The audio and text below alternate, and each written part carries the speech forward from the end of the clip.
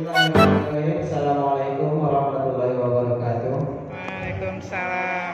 Kami dari kelompok 5 akan mencoba membahas tentang ASN yang tertangkap mesum di mobil.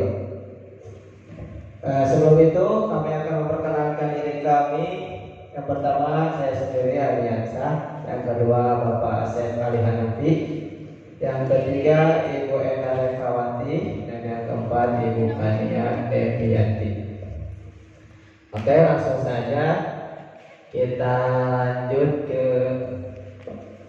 pembahasan yang pertama, yaitu di sini kita akan membahas tentang kasus dari oknum ASN yang tertangkap mesum di mobil. Kasus ini terjadi di pemerintah Kabupaten Sampang, di mana yang terlibat adalah yang berinisial YR dan rekan-rekannya berinisial TA yang sudah ditetapkan sebagai tersangka. Sebelum itu kita lihat dulu videonya ya.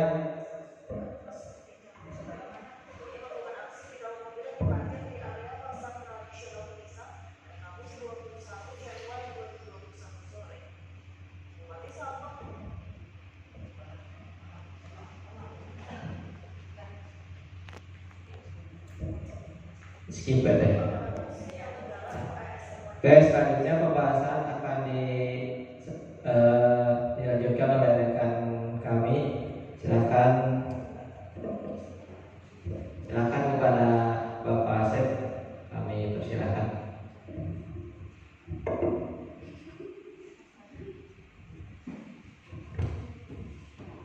Assalamualaikum warahmatullahi wabarakatuh.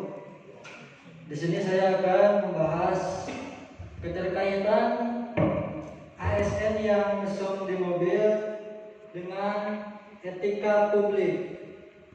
Aliran pemikiran etika publik ini terbagi ke dalam 4 teori. Yang pertama ada teori empiris, yang mana bila dikaitkan dengan kasus ASN yang kepergok mesum di dalam mobil, etika yang ada dalam kasus tersebut tidak pantas untuk ditiru. Sudah sangat jelas kita ketahui bahwa tindakan ASN itu sangat buruk dan tidak patut untuk ditiru. Yang kedua ada teori rasional. Menurut logika kita, perbuatan tersebut sangat salah dan tidak rasional.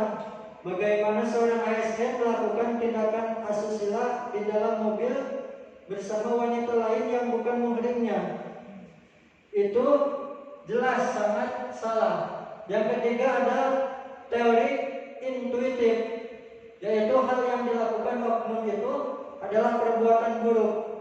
Sudah sangat jelas berkaitan dengan hal yang tadi, bahwa oknum ASN itu jelas berkelakuan buruk, melakukan hal yang tidak baik, yaitu mesum di dalam mobil. Yang ketiga, teori wahyu. Ini berkaitan dengan Quran surat Al-Isra ayat 32 yang berbunyi, A'udzu billahi minasyaitonir rajim. Bismillahirrahmanirrahim. Wala taqrabuz zina innahu kana fahisyatan wa sa'a sabila. Dan janganlah kamu mendekati zina, sesungguhnya zina itu adalah perbuatan keji dan mungkar. Jadi sangat jelas dalam Al-Quran sangat dilarang kita mendekati zina, karena itu adalah perbuatan keji dan seburuk-buruknya jalan. Mendekatinya saja tidak boleh, apalagi melakukannya. Nah, itulah aliran pemikiran etika yang berkaitan dengan kasus ASN yang kepergok mesum di dalam mobil. Yang selanjutnya saya kembalikan ke moderator. Oke, selanjutnya kami akan serahkan kepada rekan kami yang kedua, yaitu tentang penerapan etika kepada Ibu Kania. Silakan. Ya, terima kasih moderator. Untuk yang selanjutnya yaitu mengenai penerapan etika. Kami mendapatkan tugasnya mengenai penerapan etika di bidang sosial. Nah, seperti yang kita ketahui, video mesum tadi yang terjadi di dalam mobil itu tentu saja menjadi masalah sosial. Kenapa masalah sosial? Karena berhubungan dengan kemasyarakatan. Dari sudut pandang kami, masalah sosial ini akibatnya yang pertama yaitu mencemarkan nama baik. Mencemarkan nama baik dirinya sendiri sebagai seorang ASN, mencemarkan nama baik lembaga, bahkan karena beritanya dimuat di YouTube, berarti telah mencemarkan nama kota terkait. Selanjutnya yaitu tidak menjadi role model yang baik. Seperti yang kita ketahui, sebagai seorang ASN, tentunya kita menjadi yang maha mengetahui, maha apa lagi ya? Pokoknya yang maha ya kalau seorang ASN itu, karena pada lingkungan yang sebenarnya di lingkungan masyarakat, apapun pekerjaan bidang apapun biasanya dipercayakan kepada seorang ASN.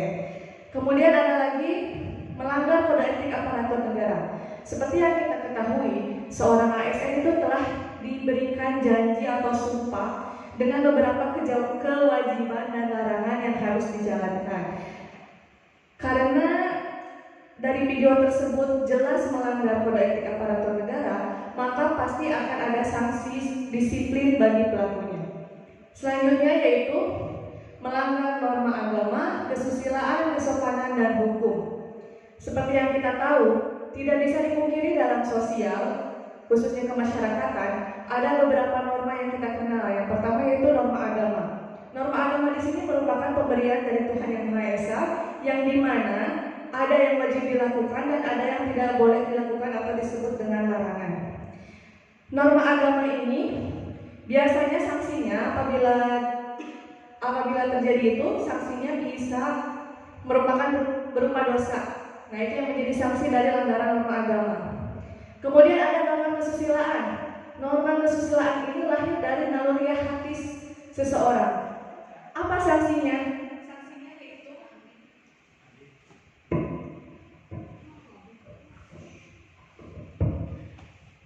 Sanksinya yaitu pencemoohan dari masyarakat, bisa dikucilkan juga. Dan yang selanjutnya ada norma kesopanan. Norma kesopanan ini adat istiadat, berhubungan dengan kebiasaan di antara masyarakat. Biasanya kalau misalnya masyarakat yang terkena kasus akan selalu diingat 1 tahun, 2 tahun, 3 tahun ke depan pasti akan selalu diingat. Kemudian yang terakhir ada norma hukum. Norma hukum ini bersifat memaksa, dan yang memiliki norma hukum ini tentunya ada badan-badan terkait. Mungkin itu yang bisa saya sampaikan. Terima kasih. Dikembalikan lagi kepada moderator. Oke, terima kasih.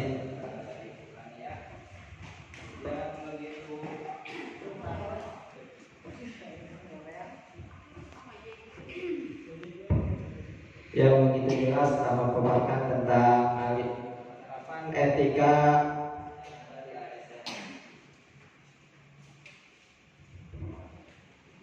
Oke, selanjutnya saya akan silakan kepada rekan saya selanjutnya, yaitu tentang faktor-faktor yang mempengaruhi tentang pelanggaran etika kepada Ibu Enda. Terima kasih kepada moderator. Dilanjut ya, faktor-faktor yang mempengaruhi pelanggaran etika. Yang pertama yaitu perilaku dan kebiasaan individu yang terakumulasi dan tidak dikoreksi. Terus yang kedua, adanya pedoman. Dan yang ketiga, perilaku dari komunitas. Dan yang keempat, yang tidak etis. Dan yang keempat itu kebutuhan individu. Mungkin kebutuhan individu itu menurut asumsi kelompok kami adanya permasalahan dari individunya si PNS tersebut. Mungkin dari faktor keluarganya, apa dari permasalahan yang terjadi di keluarga tersebut sehingga melakukan perbuatan yang melanggar kode etik seorang ASN. Nah, di sini ada sanksi pelanggaran etika. Sanksi pelanggaran etika itu ada 2.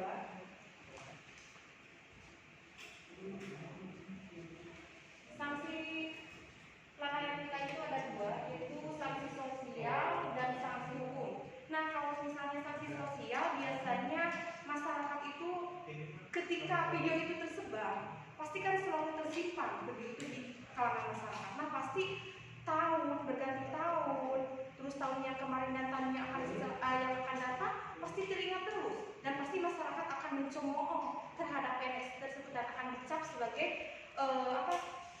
moral yang tidak sesuai dengan kode etik PNS. Terus sanksi hukumnya bagi PNS tersebut bisa dicopot jabatan. Karena apa? Karena melanggar kode etik tersebut.